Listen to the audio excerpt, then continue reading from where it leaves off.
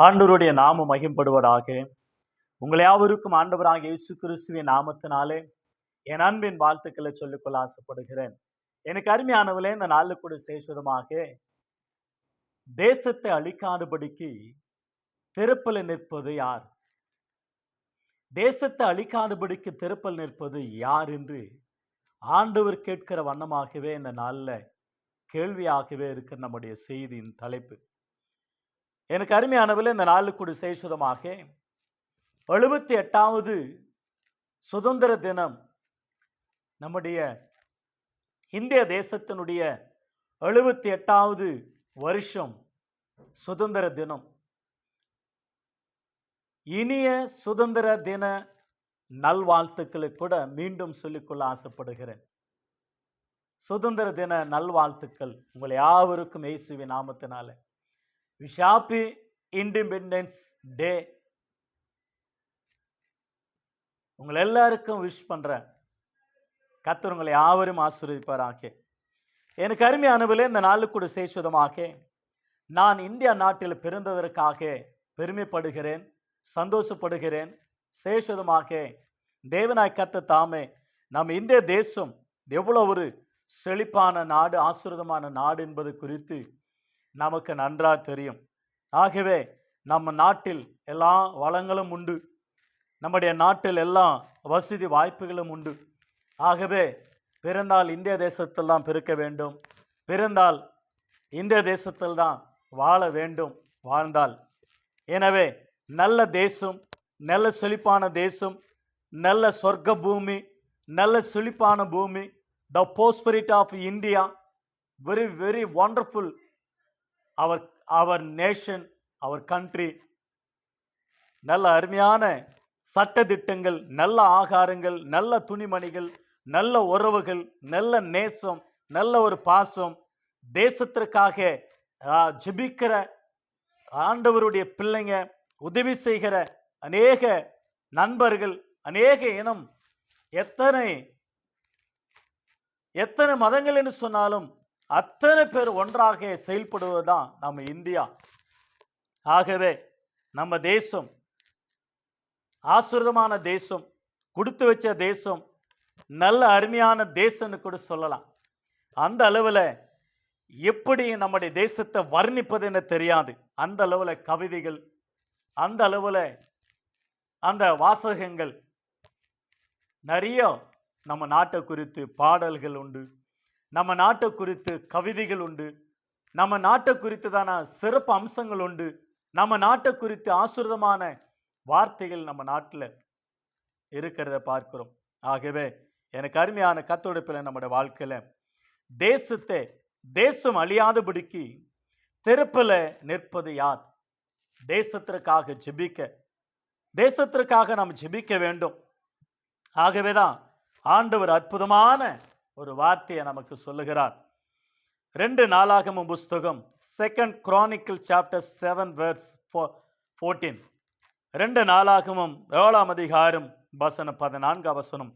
என் நாமம் தரிக்கப்பட்ட என் ஜனங்கள் தங்களை தாழ்த்து ஜெபம் பண்ணி என் முகத்தை தேடி தங்கள் பொல்லாத வழிகளை விட்டு திரும்பினால் அப்பொழுது பரலோகத்தில் இருக்கிற நான் கேட்டு அவர்கள் பாவத்தை மன்னித்து அவர்கள் தேசத்துக்கு சேமத்தை கொடுப்பேன் என்று சொல்லியிருக்கிறார். ஆகவே நம்முடைய தேசத்திற்கு சேமத்தை தருவேன் சொல்றார். என் ஜனங்கள் தங்களை தாழ்த்தி ஜெபம் பண்ணி என்னை தேடினால், தங்களுடைய பொல்லாத வழிகளை விட்டு மனம் திரும்பினால், அவர்கள் பாவங்களும் சாபங்களும் மன்னித்து அவங்க தேசத்துக்கு நான் சேமத்தை, செழிப்பை, prosperity, ஆசீர்வாதத்தை, நன்மைகளை, கிருபைகளை நான் கட்டளிடுவேன் என்று ஆண்டவர் வாக்கு கொடுக்கிறத நாம் பார்க்கிறோம். வாக்கு மாறாத தேவன் வாக்கு கொடுக்கிறார் நம்ம தேசத்திற்காக, நம்ம தேசத்தினுடைய ஆசீர்வாதத்துக்காக ஆண்டவர் ஆயத்தமா இருக்கிறார் ஆசீர்வதிப்பதற்கு. அந்த ஆசீர்வாதம் தன்னுடைய பிள்ளைகள் மூலமா தான் இந்த பூமிக்கு வர வேண்டும், ஆசீர்வதிக்கப்பட வேண்டும் என்று ஆண்டவர் எதிர்பார்க்கிறார். ஆகவேதான் நான் தேசத்துக்கு சேமத்தை தருவேன், தேசத்துல நான் சேமத்தை கட்டளிடுவேன். என் பிள்ளைகள் ஜெபிக்கணும், என் பிள்ளைகள் மனம் திரும்பணும், என் பிள்ளைகள் என்னை தேடணும் என்று ஆண்டவர் எதிர்பார்க்கிறார். ஜெபிக்க சொல்றார்.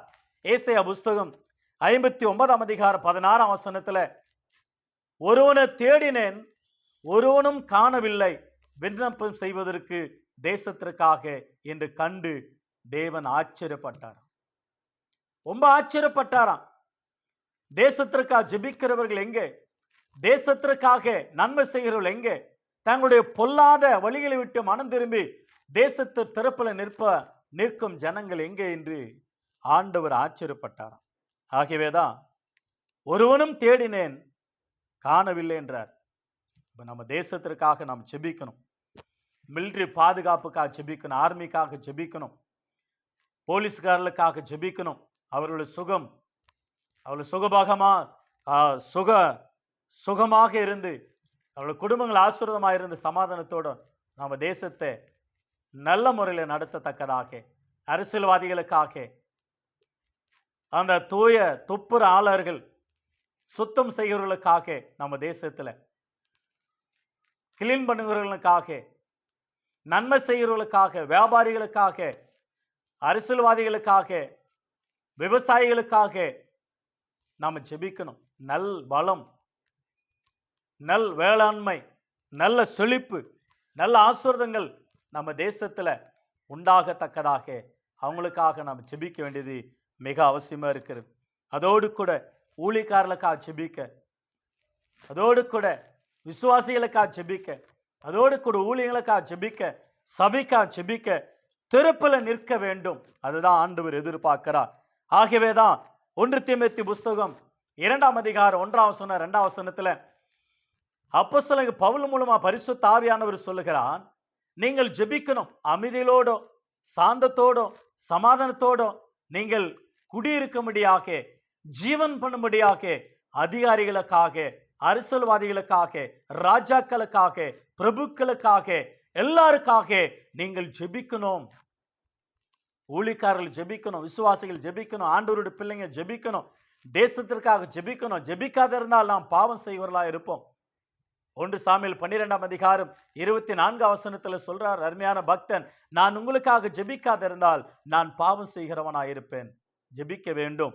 நம்ம தேசத்திற்காக, நம்முடைய தேசத்துல அருமையாக திறப்பில் என்று ஜெபிக்கத்தக்கதாக அளவில் நாம் ஜெபிக்க வேண்டும். ஆகதான் எசேக்கியேல் புஸ்தகம் 22ஆம் அதிகாரம் 30ஆம் வசனத்துல அருமையான ஒரு வார்த்தையை நாம் வாசிக்கிறோம். எசேக்கியேல் புஸ்தகம் 22ஆம் அதிகாரம் 30ஆம் வசனத்துல, நான் தேசத்தை அழிக்காதபடிக்கு திறப்பில் நிற்கவும் செவரை அடைக்கத்தக்கதாக ஒரு மனுஷனை தேடினேன், ஒருவனையும் காணவில்லை என்று ஆண்டவர் வருத்தத்தோடு சொல்லுகிற ஒரு ரிசல்ட்டாக இருக்கிறது. எனக்கு அருமையான கர்த்தருடைய பிள்ளை, நம்முடைய வாழ்க்கையில திறப்பில் என்று நாம் ஜெபிக்கணும். ஆண்டவர் தேசத்தை அழிக்கக்கூடாது. காரணம், தேசத்துல குடி ஜாஸ்தி ஆயிடுச்சு, குடிக்கிறதே பழக்கமாயிற்று, போதைப் பொருள், உபச்சாரம், வேசித்தனம், கொலைகள், கொள்ளைகள்,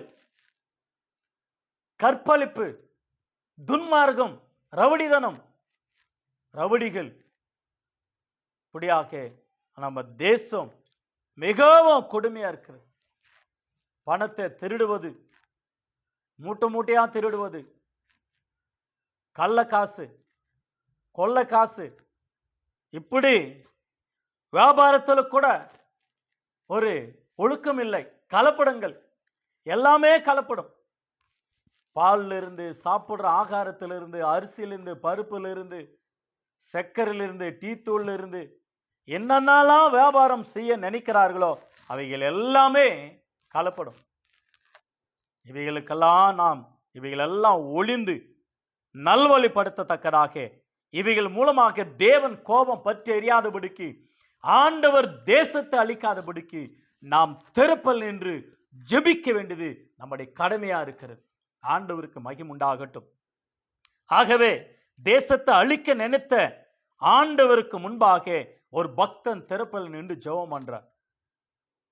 சங்கீதங்களின் புஸ்தகம் 106ஆம் சங்கீதம் 23ஆம் வசனம், ஆகியால் அவர்களை நாசம் பண்ணுவேன் என்றார். அப்பொழுது அவரால் தெரிந்து கொள்ளப்பட்ட மோசே அவர்களை அவர் அழிக்காதபடிக்கு அவருடைய உக்கரத்தை ஆற்றும் பொருட்டு அவருக்கு முன்பாக திறப்பில்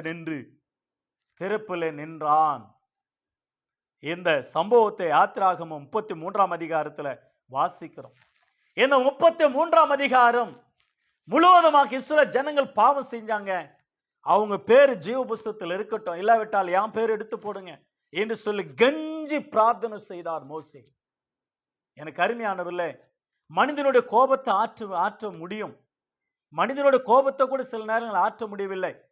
கொலை செய்கிறான், மரித்து போகிறான், ஏதோ ஒரு தவறு செய்து விடுகிறான், தீமை செய்து விடுகிறான்.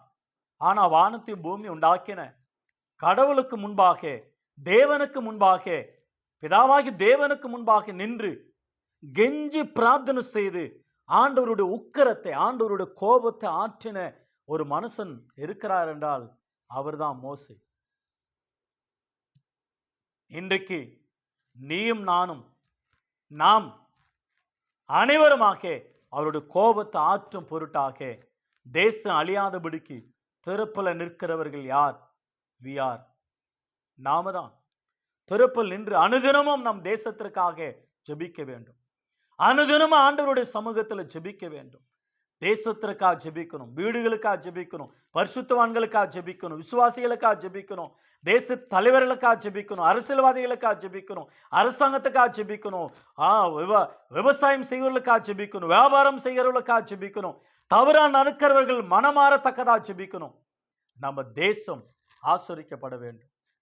ஆகவே நாம் திறப்பில் நின்று மோசே போல ஆண்டவருடைய கோபம் ஆற்றத்தக்கதாக, கடவுளுடைய கோபம் உலகத்தில் பற்றி எரியாதபடிக்கு அவர் சாந்தமுள்ளவரா நம்ம தேசத்தை ஆளுகை செய்யத்தக்கதாக நாம் தேசத்திற்காக ஜெபிக்க வேண்டும். ஆகவே அன்றைக்கு மோசேயானவர் ஜெபித்தார், தானியேலானவர் ஜெபித்தார், ஆபிரகாம் ஜெபித்தார், யாக்கோபு ஜெபித்தார், எலியா ஜெபித்தார், எலிசா ஜெபித்தார், எஸ்தர் ஜெபித்தார்கள், எஸ்ரா ஜெபித்தார். நெகேமியா 1ஆம் அதிகாரத்தில் தேசம் அழிகிறது, தேச தீங்கு அனுபவிக்கிறது, தேசத்துல பஞ்சம், தேசத்தினுடைய அலங்கங்கள் இடிக்கப்படுகிறது. உபவாசித்து தூக்கத்தை வெறுத்து ஆண்டவர் கண்ணீரிட்டு நெகேமியா அழுதார், புலம்பினார். எஸ்தர் உபவாசத்தோடு ஜெபித்தார்கள், தேசத்தின் ஜனங்கள் காக்கப்பட்டார்கள். எனக்கு அருமையான கத்துடுப்பில் நம்முடைய வாழ்க்கையில நாம் தேசத்திற்காக ஜெபிக்க வேண்டும். தேசம் எனக்கு என்ன செய்தது என்று கேள்வி கேட்கிறத விட தேசத்திற்காக நீங்க என்ன செஞ்சீங்க, தேசத்துல நீங்க எப்படி இருக்கிறீங்க, தேசத்திற்கு பாரமா இருக்கிறீங்களா, தேசத்துல நீங்கள் ஆசீர்வாதமா இருக்கிறீங்களா, தேசத்திற்காக நீ பிரயோஜனம் உள்ளவனா இருக்கிறியா? நான் பிறந்தது மண்ணுக்கு பாரமா, நான் பிறந்தது நல்லதா? நம்முடைய நிமித்தமாக, நம்முடைய பிறப்பு நிமித்தம் பரலோக தேவனுக்கு பிரயோஜனமா இருக்கணும், பூமிக்கு ஆசீர்வாதமா இருக்கணும், மற்றவங்களுக்கு நன்மையா இருக்கணும். நம்முடைய குடும்பத்துக்கு நாம் சுமையா இருக்கக்கூடாது, நன்மையாகவே இருக்கணும். ஆகவே எதிர்பார்க்கிறார் ஆண்டவர், அதை தேசம் எதிர்பார்க்கிறது. ஆசாரியர்கள் ஜெபித்தார்கள், லேவியார்கள் ஜெபித்தார்கள், விசுவாசிகள் ஜெபித்தார்கள், ஊழியர்கள் ஜெபித்தார்கள். புதிய ஏற்பாட்டில் ஆண்டவராக இயேசு கிறிஸ்துவானவர் இந்த உலகத்தில் வந்த பொழுது அவர் தேசத்திற்காக கண்ணீரிட்டு அழுது ஜெபித்தார். எருசலமே எருசலமே, கோழி தன் குஞ்சுகளை சேர்க்கிற வண்ணமாக நான் உங்களை சேர்த்துக்கொள்ள எத்தனையோ தரம் மனதாயிருந்தேன், ஆனா உங்களுக்கு மனம் இல்லாம போயிடுச்சு. எருசலமை பார்த்து அழுதா, தேசத்தை பார்த்து அழுதா. சில தேசங்களை பார்த்து கப்பனாகுமே, வானம் அறிந்து உயர்த்தப்பட்ட கப்பனாகுமே, சில தேசங்களை பார்த்து கடிந்து கொண்டா, சில தேசங்களை பார்த்து அழுதா, சில தேசங்களை பார்த்து சத்தியம் சொல்லி நீங்கள் மனம் திரும்புங்கள் சொன்னார். நம்முடைய ஆண்டவர் எவ்வளவு அற்புதமான ஆண்டவர். நம்முடைய தேசத்துல சில பேருக்கு அற்புத அதிசயம் செஞ்சு உங்க நாட்டுக்கு போய் சாட்சியாருங்க, உங்க தேசத்துக்கு போய் சாட்சியாருங்க. ஆகியனாலதான் லேகியோன் அநேக பேய் பிடித்த மனிதன் சுகமாக்கப்பட்டு விடுதலாக்கப்பட்டு தெக்கோபல் என்றதான பட்டணத்துக்கு 10 பட்டணங்களுக்கு போய் சாட்சியாக சுவிசேஷத்தை அறிவித்து ஆண்டவருடைய நாமத்தை மையப்படுத்தினான். எனக்கு அருமையான கர்த்தருடைய பிள்ளை, நம்முடைய வாழ்க்கையில நாம் யாரா இருக்கிறோம்? நம்ம தேசத்துல நல்ல மழை பெய்ய வேண்டும். ஆகியனாலதான் அப்போஸ்தலர் புஸ்தகம் 14ஆம் அதிகாரத்துல 14ஆம் அதிகாரம் 17ஆம் வசனத்துல வாசிக்கிறோம். ஆண்டவர் நன்மை செய்கிறார், செழிப்பு தருகிறார், மழை தருகிறார், ஆகாரத்தை தருகிறார், ஆகாரங்களை விளைய வைக்கிறார். அப்போஸ்தலர் 14ஆம் அதிகாரம் 17ஆம் வசனத்துல அந்த ஆகாரத்தினால சந்தோஷம் மனிதர்களுக்கு. அதே சங்கீதம் 65ஆம் சங்கீதத்துல ஆண்டவர் வானத்திலிருந்து மழை பொழிய பண்ணி பயிர்களை ஆசீர்வதிக்கிறார், செழிப்பாக்குகிறார். அதனுடைய பள்ளத்தாக்குகள் தானியத்தால் நிரம்பி இருக்கிறது என்று வேதத்தில் வாசிக்கிறோம். ஆண்டவராகிய தேவன் நம்முடைய தேசத்தை ஆசீர்வதிக்கிறவர். ஆகவே நம்முடைய தேசத்துல நல்ல செழிப்பு உண்டாக வேண்டும். நிலநடுக்கம் தேசத்திற்காக திருப்பல ஜெபிக்கணும். பூமி அதிர்ச்சிகள், வியாதிகள், பலவிதமான அழிவுகள் நம்முடைய நாடு, நம்ம கேரளா, வயநாடு, சோகம், உலகமே அதிர்ந்து போன ஒரு காட்சி, உலகமே பயந்து போன ஒரு காட்சி, உலகமே கண்ணீர் விட்ட ஒரு காட்சி. அநேகர் மரித்து போனார்கள், காணவில்லை, பூமிக்குள்ள பொதிந்து போனார்கள், மாண்டு மடிந்து போனார்கள். நம்முடையவர்கள் தான். அந்த மாதிரி அழிவுகள் வரக்கூடாது நம்ம நாட்டில். அந்த மாதிரி அழிவுகள் வரக்கூடாது. ஜப்பான்ல நிலநடுக்கம், வயநாடு, கேரளாவில் பூமிக்குள்ள பொதிந்து போனார்கள். தாய் தகப்பன் இல்லாத எத்தனையோ பிள்ளைகள். அந்த மரணம் கோரம். அந்த மரணத்தினுடைய ரொம்ப வேதனையை ஜனங்கள் பார்த்து அழுதார்கள். நானும் கண்ணீர் விட்டு அழுத அந்த தேசத்திற்காக. எனக்கு அருமையானவில்லை, இன்றைக்கு அங்கங்க மழைனால் அடித்து கொண்டு போகிறார்கள். வெள்ளம் பெருக்கடித்து ஓடுகிறது. விடிய விடிதான மழை பெஞ்சு பெங்களூர்ல அங்கங்க குளம் போல ரோடுகள், ஏரிகள், அப்படியாக்கிய ஏரியாக்கள், ரோடுகள், வீடுகளில் தண்ணீர். ஆச்சரியப்பட்டு போயிட்டோம் நாங்கள். அந்த அளவுல நம்முடைய தேசம் இப்ப கொடுமையா இருக்குது. ஒருவேளை ஆண்டவருடைய கோபமா, ஒருவேளை ஆண்டவருடைய வருகையா, ஒருவேளை ஜனங்களுடைய மாற்றம் வேணுமா, ஜனங்களை மனம் திரும்ப வேண்டுமா? ஆகவே நாம் திருப்பல் என்று ஜெபிக்க வேண்டும்.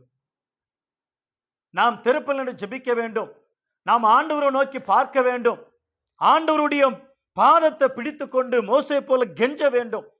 தேசத்துக்கு சமாதானத்தை கட்டளிடணும். ஆண்டவர் தேசத்துல ஆண்டவர் அருமையாக சேமத்தை கொடுக்க வேண்டும்.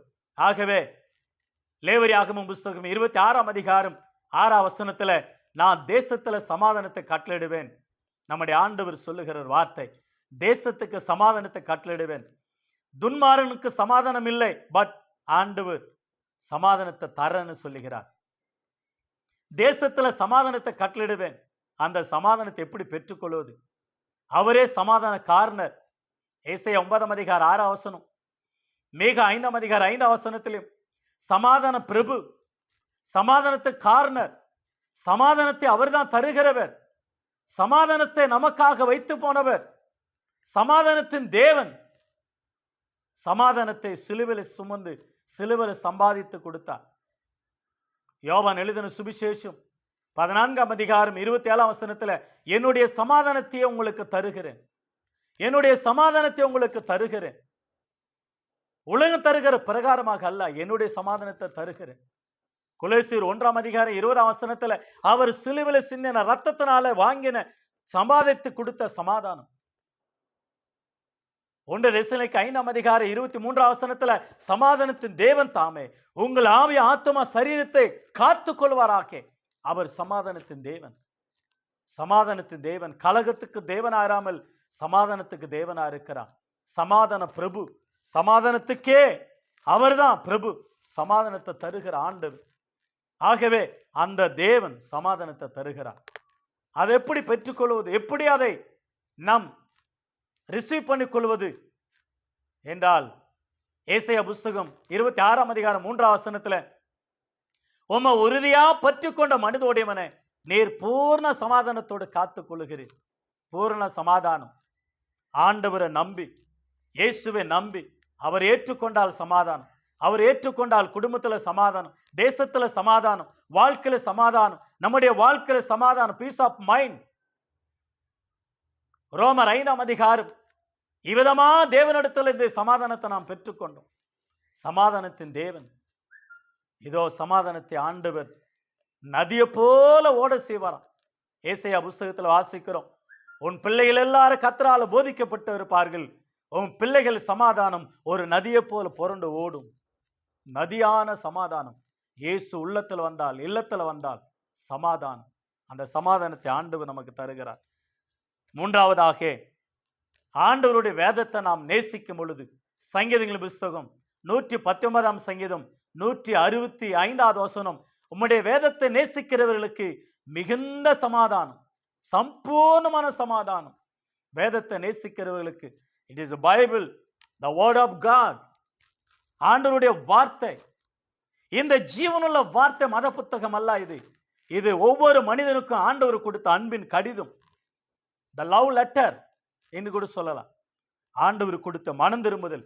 நாம் யாரு? இந்த பைபிள் சொல்லும். உலகம் எப்படிப்பட்டது? பைபிள் சொல்லும். கடவுள் யாரு? பைபிள் சொல்லும். தேவனுடைய குணாதிசயம் என்ன? பைபிள் சொல்லும். மரித்த பின்னதாக மனிதன் எங்க போகிறான்? பைபிள் சொல்லும். ஆண்டவர் கொடுத்த வேத வாக்கியங்கள். இதை நேசிக்கும் பொழுது நம்முடைய வாழ்க்கையில் ஆசீர்வாதம். இதை நேசிக்கணும். இந்த பைபிளை வாங்கி படிங்க, இதை நேசிங்க, இதை வாசிங்க, அதை தியானிங்க. அது மூலமா உங்களுக்கு ஒரு சமாதானம், சந்தோஷம். ஆகவே எனக்கு அருமையான கர்த்தருடைய பிள்ளை, நம்முடைய வாழ்க்கையில தேசத்தின் திறப்பில் நின்று ஜெபிக்கணும். தேவனுடைய பிள்ளைகள் இந்த உலகம் சமாதானத்தோடு வாழ வேண்டும். ஆகவே தேசம் அழியாதபடிக்கு திறப்பில் நிற்பது யார் என்றால் நீயும் நானும் தான் திறப்பில் நின்று ஜெபிக்கிறவளா இருக்கணும். ஆகவே இந்த இண்டிபெண்டன்ஸ் டே 78வது வருடமாக கொண்டாடி கொண்டு இருக்கிறோம். நல்ல செழிப்பும் பாதுகாப்பும் ஆசீர்வாதமும் நன்மைகளும் கிருபைகளும் நம்ம தேசத்தில் உண்டாகும்படியா ஆண்டவராய் தேவன் நம்ம தேசத்தை ஆசீர்வதிக்கும்படியா நம்ம தேசம் நன்மையினால நிரப்பத்தக்கதா கர்த்தருடைய நாம மகிமைப்பட நம்ம தேசம் சேமமா இருக்க தேசத்திற்காக நாம் ஜெபிக்கலாம். நாம் முழங்கால படிட்டு ஜெபிக்கலாம், உபவாசத்தை போட்டு ஜெபிக்கலாம், சபையாக கூடி ஜெபிக்கலாம், குடும்பமாக கூடி ஜெபிக்கலாம், ஜெப கூட்டம் வைத்து ஜெபிக்கலாம். நம்ம தேசத்தினுடைய சமாதானத்துக்காக நாம் வேண்டிக் கொள்ள கர்த்தர் நமக்கு உதவி செய்வாராக. மகா கிருபை இரக்கமுள்ள தேவனே, எங்கள் தேசத்துக்கு சேமத்தை கொடுப்பேன்னு சொன்ன கர்த்தர் எங்கள் தேசத்துக்கு சேமத்தையும் சமாதானத்தையும் ஆசீர்வாதத்தையும் கர்த்தர் கொடுத்து நிரப்பும்படியா நாங்கள் ஜெபிக்கிறோம். உலகம் முழுவதும் இருக்கிற சபைகளுக்கா, ஊழியக்காரர்களுக்கா, விசுவாசிகளுக்கா, அதிகாரிகளுக்கா, மக்களுக்காக ஆண்டவராய் தேவன் 800 கோடிக்கு மேல வாழ்ந்து கொண்டு இருக்கிற எங்கள் தேசத்தை கண்ணோக்கி பார். எங்கள் தேசத்தை நீர் ஆளுகிறீர். உம்முடைய சமாதான கிருபை எங்கள் தேசத்து மேல இருக்கட்டும். பெரிய காரியங்கள் செய்யும். ஆசீர்வாதம் இயேசுவின் நாமத்தில் வேண்டுகிறோம் பிதாவே. ஆமென், ஆமென். God bless you all. எங்களுக்காக ஜெபம் பண்ணிக்கொள்ளுங்க. உங்களுக்காக ஜெபிக்கிறோம். Thank you. God bless you all. God bless you. God bless you.